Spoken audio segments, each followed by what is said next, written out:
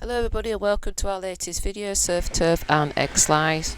I like putting an egg on top of some of the puff pastry slices that I make, but this time I decided to cook the eggs a little less. I had an idea. So I've gone back to a puff pastry recipe because a lot of folks or viewers seem to like the puff pastry slice recipe ideas. And what we've got here, folks, is shop bought puff pastry. I think it saves a lot of time, and you will need one egg for your egg wash because you need to fold the edges over, because as I say, I'll be putting an egg on or two, so you need to make sure you fold the edges over so that the eggs don't run off the puff pastry slice when baking. So puff pastry is a nice flaky like pastry, and it's a laminated dough or a laminated dough composed of dough and butter and other solids such as fats.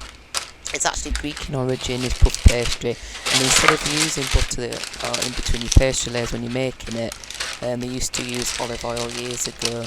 But the butter is put inside the dough, making what we call a pattern, which is something, or what that means is you repeatedly fold and roll your pastry out each time, and then you put fat in between each layer, so it's quite a complex pastry to make from scratch. It's quite time consuming, and I find it easier just to buy it, and it's melt in the mouth and beautiful.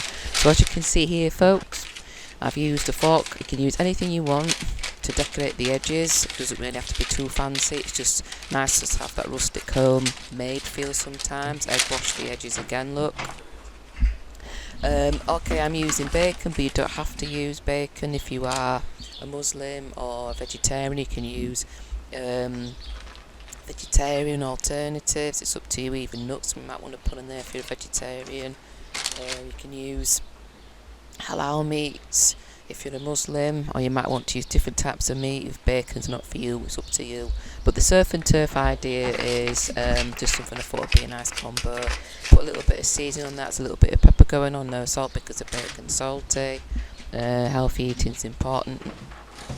Okay, so what I've done is I preheated the oven to 180 degrees Celsius and pre-cooked the slice, and put, as I say, steam makes the layers rise up because there's water within the butter and pastry, of course. And what happens, not in the butter, sorry, it's me talking rubbish there, in the pastry, and what happens is the steam makes the layers rise, so you have to press it down to form a nice slot to put your eggs on. So that's smoked salmon, and obviously because I've cooked it halfway through, I won't cook it any more than that, because obviously you've got to finish off the eggs because they'll be baked in the oven for 180 degrees. Pre-cook it halfway through for about 15 minutes, and then the slice goes back inside once I've put the additional seasoning on. So I popped on 2 free-range eggs there. Right, cleaning as I go.